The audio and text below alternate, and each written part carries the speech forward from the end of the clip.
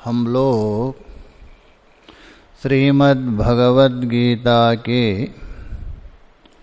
6वें अध्याय को लेकर विचार कर रहे हैं।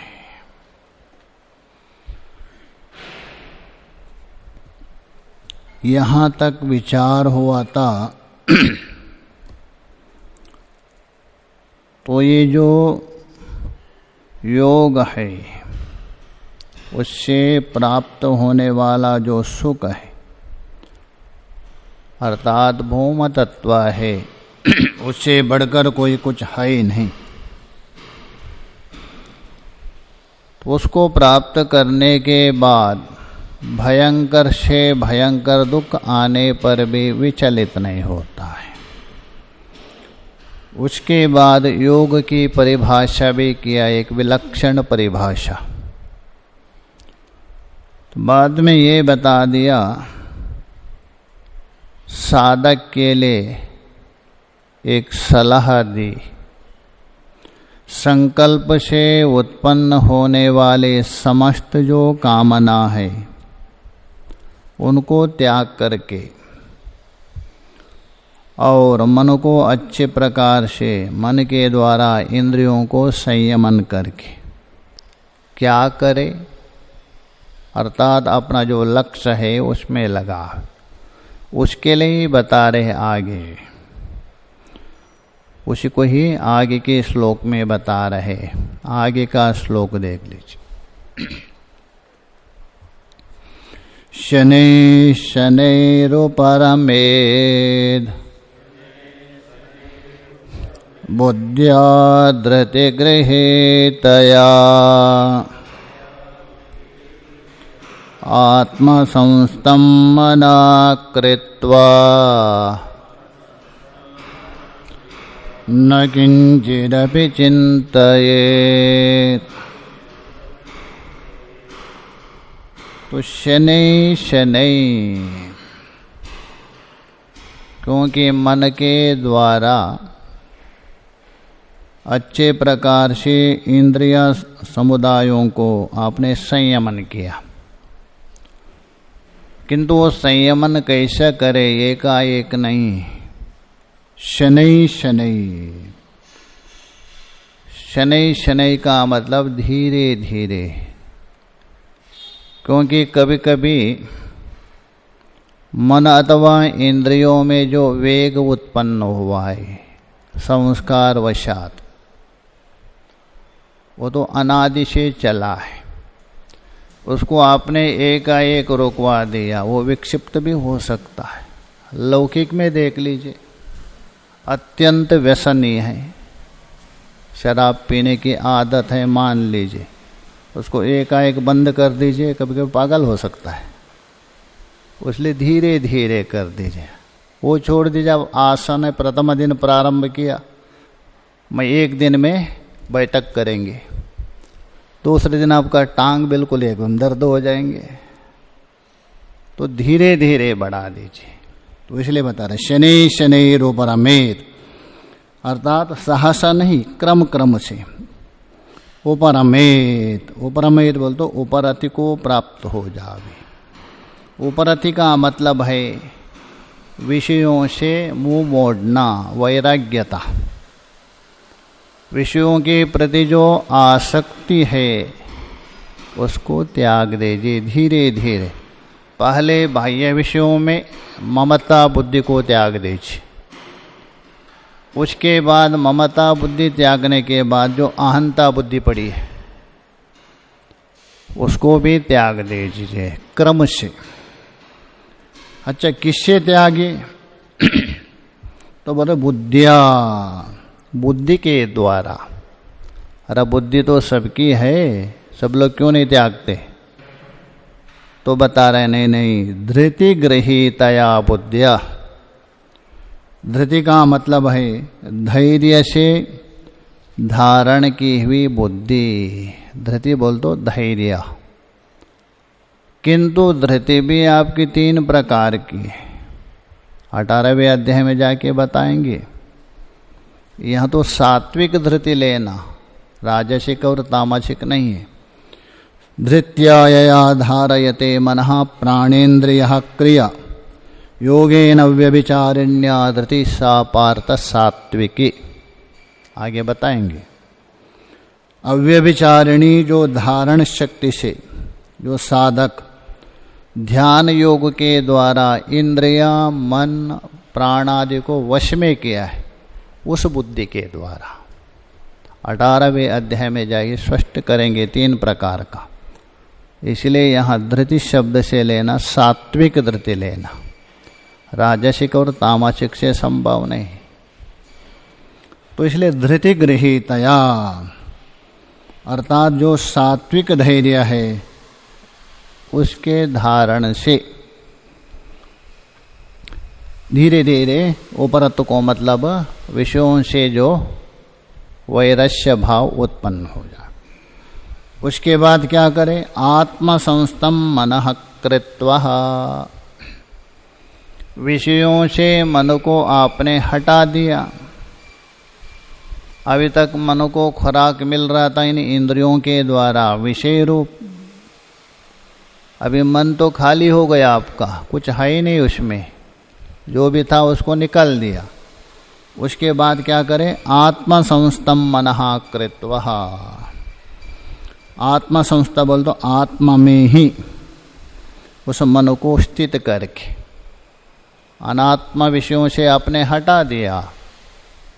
उसके बाद आत्मा में ही मन को स्थित करना कैसे करे? एक लय प्रक्रिया भी है, मांडुक्य कारिका में भी बता दिया है। लय प्रक्रिया का मतलब जो आगे 7वें अध्याय में बताएंगे, अष्टदा प्रकृति भूमि रापो नलो वायो खम मनो बुद्धिरेव च करके, ये जो आगे बताएंगे उनको एक एक में लय करते जाइए। पृथ्वी को जल में, जल को अग्नि में करते हुए अंततः अवशिष्ट कौन है? आपका अव्याकृत है। उस अव्याकृत को भी आत्मा में लय करके केवल जो मन है उसको आत्मा में टिका दीजिए। तो इसलिए आत्मा संस्थम मना कृत्वा न किंचिदपि चिंतयेत, एक बार अपनी स्थिति कर दिया। उसके बाद किसी कारणवशात, आगे बताएंगे अगले श्लोक में, न किंचित, जब तक मन अमने भाव नहीं होगा। अमने भाव तो अंतिम अवस्था, समना अवस्था में भी यदि मन नहीं गया तब तक वो खराबत करेंगे। 11वीं अवस्था है अपनी समना है, 12वीं जो उन्मना माना जाता है, उसको ही मांडुक्य कारिका में अमनी भाव कहा दिया है। उन्मन्यावस्थायाम विगत खलिमलम शंकरम न स्मरामि, भाष्यकार जी बोल रहे हैं। तब तक न किंचिदपि चिंतयेत, और कोई चिंतन ना करे। भाष्य में देखिए, शनै शनै, शनै शनै का मतलब है धीरे धीरे क्रम से। जैसा कोई पर्वत के ऊपर आपको चढ़ना है ऊंचा मार्ग में, वहाँ आप ताकत नहीं दिखा सकते। यदि तेज से थोड़ा चलेंगे बाद में ठप हो जाएंगे। धीरे धीरे जो चलेगा ना वो आराम से चलेगा। वही से ही यहाँ कहाँ चढ़ना है? ऊपर पर्वत में चढ़ना है। पर्वत का मतलब ये नहीं है, क्योंकि हमारे इंद्रिय है संसार प्रागभार है, नीचे की तरफ से जा रहा है और उसको ऊपर के तरफ से ले जाना है, इसलिए शनै शनै। न सहसा, सहसा मतलब एकाएक नहीं है, धीरे धीरे। उपरमेत अतः उपरतिम कुर्यात, उपरति का मतलब है वैराग्य अथवा त्याग अथवा संन्यास। उन विषयों के प्रति जो लगाव है, आसक्ति है, तादात्म्य, उनको उपरति हो जाए। अच्छा, किससे उसमें वैराग्य हो जावे? किसके द्वारा संन्यास करे? काया बुद्ध, प्रश्न है, किसके द्वारा? बुद्धिया, अर्थात बुद्धि के द्वारा। अच्छा, बुद्धि भी कौन सी? किम विशिष्टयः, कैसे बुद्धि द्वारा, उनमें कौन सी विशेषणता होनी चाहिए? तो बता रहे धृति गृहीतया, धृत्या धैर्येण गृहीतया, धृति गृहीतयः धैर्येण युक्तया इत्यर्थ। धृत्य का अर्थ कर रहे धैर्येण, धैर्य से, गृहीत बोल तो धारण की हुई जो बुद्धि है, अर्थात धैर्य युक्त बुद्धि के द्वारा। यहाँ और एक ऊपर से जोड़ दे, धैर्य भी कहीं कौन सी धृति? सात्विक धृति। 18वें अध्याय में बताएंगे 33वें श्लोक में। तो सात्विक धृति के द्वारा उसको विषयों से क्या है? उपरति हो जाइए। अच्छा ठीक है, विषयों से तो आप उपरत हो गए, उसके बाद क्या करें? तो बता रहे आत्मसंस्तम, उसका अर्थ कर देखिए, आत्मनि संस्थितम आत्म एव सर्वं न ततः अन्यत् किंचिद अस्ति इति एवं आत्मसंस्थ। आत्मनि संस्थितम, आत्मा में ही स्थित करके, किसको? मन को। अच्छा, आत्मा में ही स्थित करने का मतलब क्या है? उसका तात्पर्य बता रहे, अर्थात आत्मा एव सर्वम, ये सब कुछ आत्मा ही है। अच्छा, ये सब कुछ आत्मा कैसा होगा? एक तो जड़ है, आत्मा तो चेतन है, सब कुछ आत्मा कैसा होगा? श्रुति भी बोलती सर्वम खलविदम ब्रह्म बोल रहे। यहाँ बाधायाम समनाधिकरण है, सबको बाध करके जो अवशिष्ट बच जाता है वो आत्मा है, नहीं तो समनाधिकरण बनेगा नहीं। अथवा सर्वम जो ब्रह्म बता रहे, सभी पदार्थ में 5 चीज तो रहते, अस्ति भाति प्रिया, नाम रूप करके। तो उसमें जो अस्ति भाति रूप से जो देख रहे अथवा प्रिय रूप से, वो ब्रह्म ही है, नाम रूप कल्पित है, तभी बन सकता है। तो इसलिए बोल रहे हैं आत्मा एव सर्वम, ये सब कुछ आत्मा ही, मतलब आत्मा में कल्पित है, आत्मा के सत्ता के द्वारा सत्तावान हो रहे, न तथा अन्यत किंचित, आत्मा के सत्ता से अतिरिक्त कोई सत्ता नहीं। इसलिए वहाँ विषयगत प्रत्यक्ष का लक्षण भी किया है, अधिष्ठान सत्ता अतिरिक्त सत्ता अभावत्वम। अधिष्ठान सत्ता से अतिरिक्त सत्ता नहीं है, यही विषयगत प्रत्यक्ष है। अस्ति इति एवं, इस प्रकार आत्म संस्तम मनः कृत्वा न किंचिदपि चिंतयेत। एक बार आत्मा में मन लगा दिया, आत्मा से अतिरिक्त नहीं है, आत्मा ही सब कुछ, उसके बाद ना किंचित, अन्य किसी वस्तु का बीच बीच में चिंतन ना करे, ना उसको अवकाश मत दीजिए। एष योगस्यः परमो विधि, यह योग की अर्थात ध्यान योग की, परम बोल तो श्रेष्ठ विधि है, उत्तम विधि है, उत्तम साधना है, इससे बढ़कर कोई है ही नहीं। आगे जो बता रहे, जो साधक है साधना में प्रवृत्त हो जाता है, तो जो जन्म जन्मांतर में पड़ा हुआ जो संस्कार वशात पुनः बारंबार उसका मन उस विषयों की ओर खींच ले जाता है, उसके लिए क्या करना चाहिए उसको बताने के लिए देखिए आगे आ रहा है। तत्र एवं आत्मसंस्थम मनः कर्तुम प्रवृत्तो योगी, तत्र बोल तो वहाँ जो ध्यान योग बता दिया था उस विषय में, एवं आत्मसंस्थम, इस प्रकार आत्मा में स्थित करने में प्रवृत्त हुआ है। किसको? मन को। कर्तुम प्रवृत्त हो योगी, अपना जो आत्मस्वरूप है उस आत्मस्वरूप में ही मन को स्थिर करने में प्रवृत्त हुआ योगी। उस योगी को क्या करना चाहिए? बीच बीच में विषय आके व्यवधान डालते, ऊपर से अध्याहार कर दीजिए। क्या करना चाहिए उसके लिए? घबराना नहीं चाहिए। तो उसके लिए भगवान बता रहे क्या करना चाहिए करके देखिए। श्लोक देख लीजिए।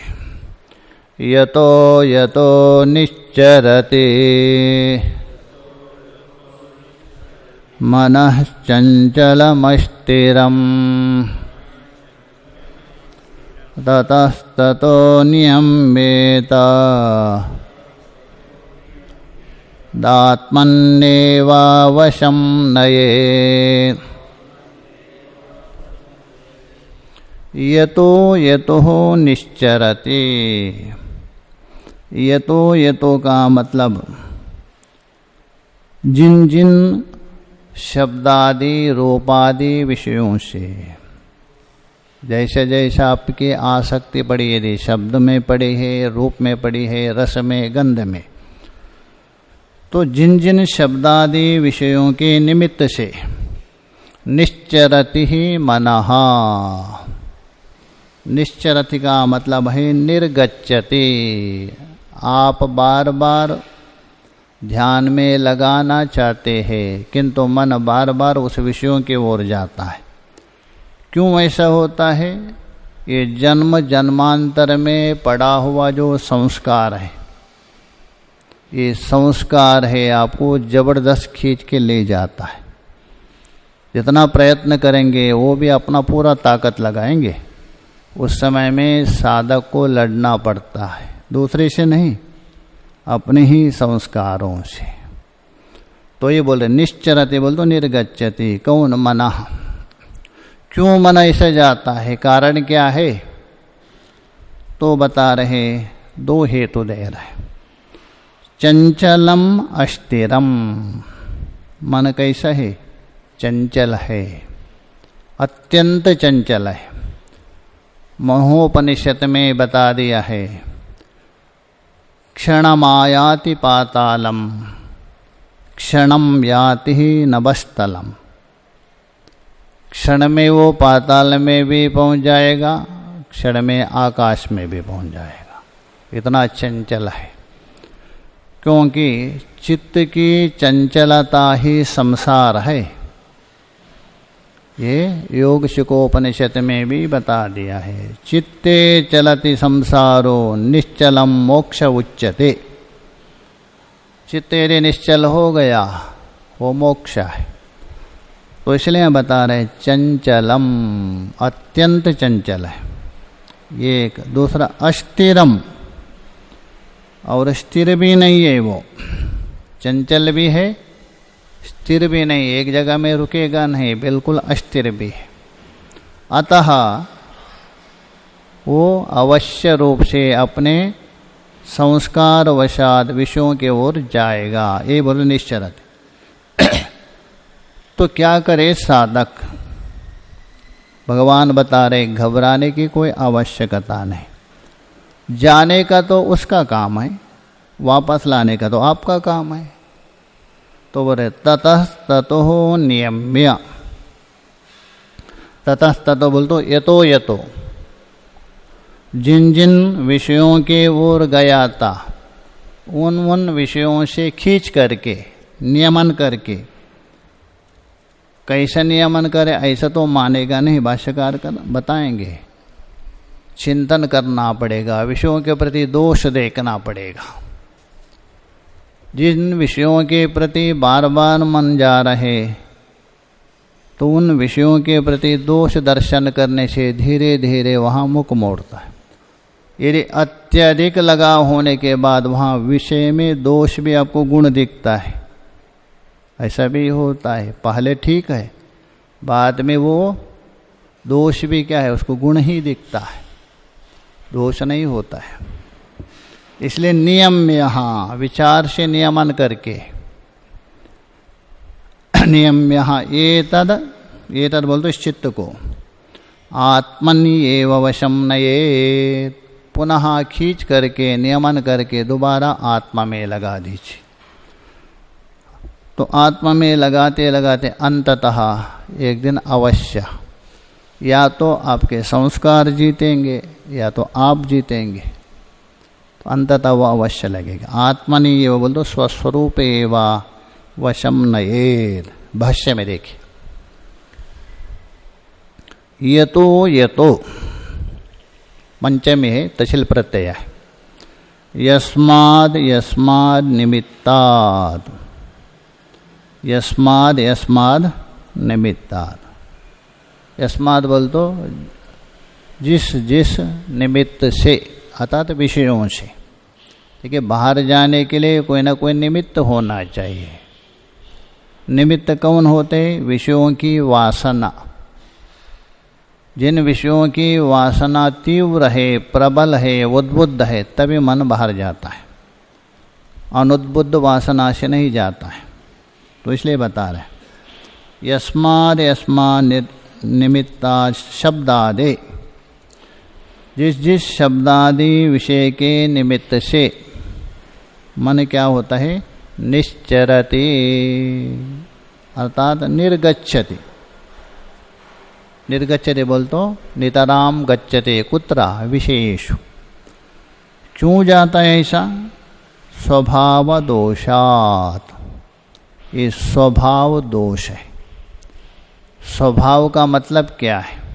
स्वभाव का मतलब और कोई नहीं है, जन्म जन्मांतर में किया हुआ कर्म वो संस्कार रूप से हर एक मनुष्य का चित्त में विद्यमान है। वही प्रारब्ध में स्वभाव बन के आता है, और कोई स्वभाव नहीं है। इसलिए स्वभाव दोषात, स्वभाव के दोष से। मनः चंचलम, उसका पहले साथ अन्वय, स्वभाव दोष से वो मन निरंतर विषयों के ओर जाता है। क्यों जाता है? मनः चंचलम, वो चंचल मन है, बंदर के समान है। बंदर एक जगह में नहीं बैठ सकता है। वैसे ही रजोगुणी को भी एक जगह में बिठा दीजिए, नहीं बैठेगा, वो संभव नहीं है, तुरंत भाग जाएगा। तो इसलिए चंचलम। अत्यर्थम चलम, भाष्यकार जी बता रहे कि सामान्य नहीं, अत्यर्थम। अत्यर्थम बोल दो अत्यधिक। चलम, इतना चंचल है, इतना चंचल है, सबसे ज्यादा। अतएव अस्थिरम, अस्थिर का कारण क्या है? अत्यंत चंचल होने के कारण वो अस्थिर भी है। क्योंकि जो अत्यंत चंचल होता है वो स्थिर भी नहीं होता है।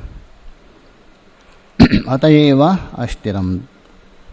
तो इस प्रकार जो चंचल है, अस्थिर है, ये जो मन है स्वभाववशात जिन जिन विषयों की ओर जा रहे, तो क्या करे? तो ततः बोलो तस्मात्, उन्हीं शब्दादि निमित्ताद। शब्द है, रूप है, रस है, गंध है, किसी में भी हो, नियम्य, तो वहाँ से नियमन करके। कैसा नियमन करे? भाष्यकार ये बता रहे हैं, ऐसा तो नियमन नहीं होगा। वो तत्तद निमित्तम यातात्म्य निरूपणेन आभासीकृत्य वैराग्य भावनाया। तत्तद बोल तो उसी शब्दादि विषय रूप है उन विषयों में। तो तत्तद निमित्तम यातात्म्य निरूपेण, अर्थात उसमें यथार्थता का बोध करवाना। अरे ये जो शब्दादि रूप देख रहे हैं, ये शोभना अध्यास है, अर्थात इसमें सुख भी नहीं है, ना इसमें नित्यता है। इस प्रकार विचार करके आभासी कृत्य, और आभास मात्राधिकार, ये तो है ही नहीं, आभास है, यथार्थ स्वरूप नहीं है इनका। इस प्रकार वैराग्य भावनाया, वो ऐसा नहीं हो सकता है वैराग्य के भावना के द्वारा। वैराग्य के बिना संभव नहीं हो सकता, क्योंकि वैराग्य ही तलवार माना है। आरूढ़ विवेकाश्वः, ऐसा कहा दिया भगवान भाष्यकार जी ने। विवेक रूप अश्व के ऊपर आरूढ़ हुआ है। वैराग्य खड्गिनः, हाथ में वैराग्य रूप तलवार जिसने लिया है। तितिक्षा वर्तमनः, तितिक्ष रूप कवच धारण किया, संसार में उसका कोई शत्रु नहीं। इसलिए वैराग्य के द्वारा ही विचार कर सकते हैं। भगवान भाष्यकार अन्यत्र भी कहा दिया, अत्यंत वैराग्यवतः समाधि समाहितस्यैव दृढ़ प्रबोधः प्रबुद्ध तत्वश्च हि बंध मुक्तिर मुक्तात्मनो नित्य सुखानुभूति। ये भी बता दिया। इसलिए हम बता रहे वैराग्य के भावना से। वैराग्य तभी आता है विशेषु दोष दर्शनम वैराग्यस्य प्रथम सोपनम। विषयों में दोष देखना वैराग्य की प्रथम सीढ़ी है, ऐसा माना जाता है। उसके द्वारा चित्त को वहाँ से हटा दीजिए। एतत् श्लोक में एतत् शब्द आया, उसका अर्थ कर रहे हैं मना आत्मनि एव वशम नयेत, अर्थात आत्मवश्यताम आपादयेत। आत्मा में ही क्या है वशम बोल, तो उसमें लगावे, उसमें निरोध करे। एवं योगाभ्यास बलात्, इस प्रकार योगाभ्यास के बल से, साधना के बल से योगिनः आत्मनि एव प्रशाम्यति मनः, जो साधक है ध्यान योगी है उसका मन जो अपना आत्मा में ही शांत होता है, विषयों की ओर जाना बिल्कुल निवृत्त हो जाता। आगे जो बता रहे ध्यान योग में उत्तम और अत्यंत सुख की प्राप्ति होती है। जो विषयों से मिलने वाला सुख है उसके सामने कुछ भी नहीं, अत्यंत निकृष्ट है, तो उसमें उत्तम सुख प्राप्त होता है, वो बता रहे देखें आगे के श्लोक में। प्रशांत मनसम हेनम योगिनम सुखमुत्तमम् उपेति शांतरजसम ब्रह्मभूतमकल्मषम्। प्रशांत मनसम हेनः, ही एनम हेना, यण हो गया। ही का मतलब है यस्मात्, क्योंकि, वहाँ से अन्वय कर दीजिए, क्योंकि प्रशांत मनसम, जिसका अंतःकरण बिल्कुल शांत हो गया, उनमें कोई वृत्ति नहीं है, उसको बोलते हैं प्रशांतः मनः, मतलब अंतःकरण। ही और हेनम योगिनम सुखमुत्तमम्, ऐसा जो शांत मन हो गया उस योगी को हेनम सुखम उत्तमम, ये उत्तम सुख है। तो उत्तम सुख का मतलब है निरतिशय सुख। विषयों से मिलने वाला जो भी सुख हो, विषय मात्र नहीं है, कर्म से हो अथवा उपासना आदि से भी मिलने वाला सुख है, वो सातिशय है। किसी को आलम्बन करके आप प्राप्त करते हैं वो सुख सातिशय, उनमें तारतम्य भले हो किंतु सातिशय है। किंतु उपाधि से रहित स्वात्म सुख है, स्वरूप सुख है, वो निरतिशय है। इसलिए बोल रहे सुखम उत्तमम हेनम योगिनम उपेति, इस योगी को प्राप्त होता है। किस? प्रशांत मनसम, एक। दूसरा विशेषण है शांत रजसम, दूसरा विशेषण है। उनका रजोगुण उपलक्षित तमोगुण। देखिए भगवान यहाँ रजोगुण का संकेत कर रहे हैं विशेष रूप से, क्योंकि रजोगुण में ज़्यादा प्रवृत्ति है, ज़्यादा बहिर्मुख होता है व्यक्ति, चंचल बहुत होता है, एक जगह में स्थिर नहीं हो सकता व्यक्ति। इसलिए विशेष दे रहे शांत रजसम, उपलक्षण लेना तमोगुण। रजोगुण और तमोगुण जिसका शांत हो गया। और कैसा है? अकल्मषम, और एक विशेषण है कल्मषम पापम, अविद्यमान कल्मषम, पाप से रहित। कौन? ऐसा जो एनम, वहाँ अन्वय एनम योगिनम, ऐसा योगी को ब्रह्मभूतम उपेति, ब्रह्मभूत को प्राप्त करता है। ब्रह्म तो ठीक है, भूत कहाँ से आ गया? ब्रह्मभूतम बोल तो ब्रह्म स्वरूपम। यहाँ भूत का मतलब है स्वतः सिद्ध है, सिद्ध पदार्थ का नाम है ये भूत। तो इसलिए ब्रह्म स्वरूपम, ब्रह्मभूतम बोल तो ब्रह्म स्वरूपम उपेति, प्राप्त करता है योगी। भाष्य में देखिए, प्रशांत मनसम, प्रशांतम मनो यस्या सा प्रशांत मनः, जिसका मन अच्छे प्रकार से, सम्यक प्रकार से शांत हो गया, उसके अंदर कोई तरंग नहीं है, राजसिक हो सात्विक कोई वृत्ति नहीं बन रही, बिल्कुल शांत। तो ये बोले यस्य स प्रशांत मनः, यस्य बोल तो यस्य योगिना, उस योगी को कहते हैं प्रशांत मनः। तम प्रशांत मनसम, उस जो प्रशांत मनसम ही एनम योगिनम, एनम बोल तो जिस योगी को, अतः जिस योगी का जो प्रशांत मन हो गया उस योगी को सुखम उत्तमम उपेते, अर्थात उत्तम सुख उसको प्राप्त होता है। किसको?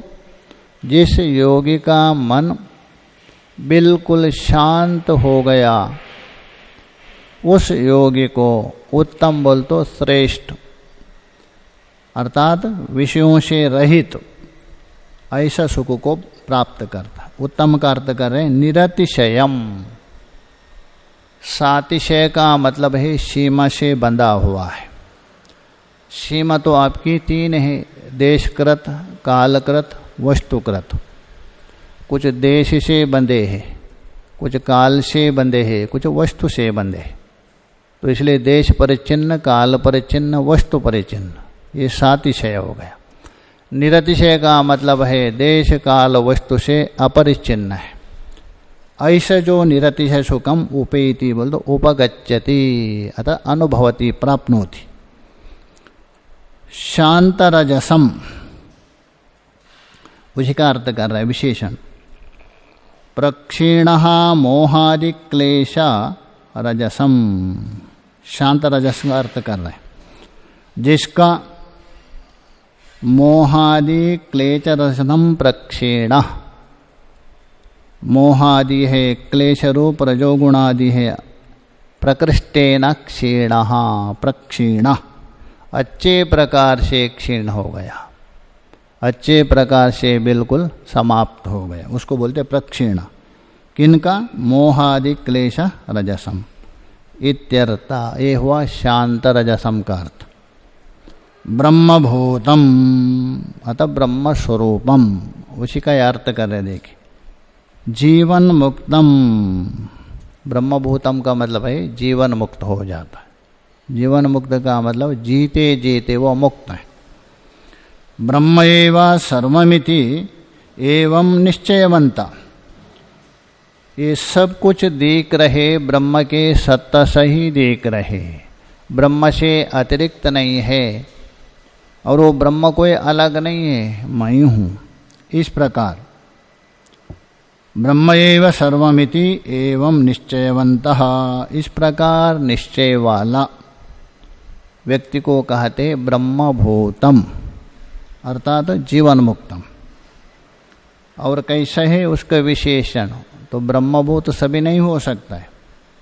एक तो शांत रजस और दूसरा एक विशेषण उसका है अकल्मषम। अकल्मषम का अर्थ कर रहे अधर्मादि वर्जितम। कल्मषम का मतलब पाप, पाप कौन है? पाप का मतलब पाप का कारणभूत अधर्म। तो अधर्मादि से जो रहित है उसको कहते अकल्मषम। तो कहने का मतलब जो अकल्मष हो, शांत रजस हो, ऐसा जो योगी है उत्तम सुख को प्राप्त करता है, ये बता दें। उसके बाद उस सुख को स्पष्ट कर रहे आगे के श्लोक में, उनको कल विचार। ओ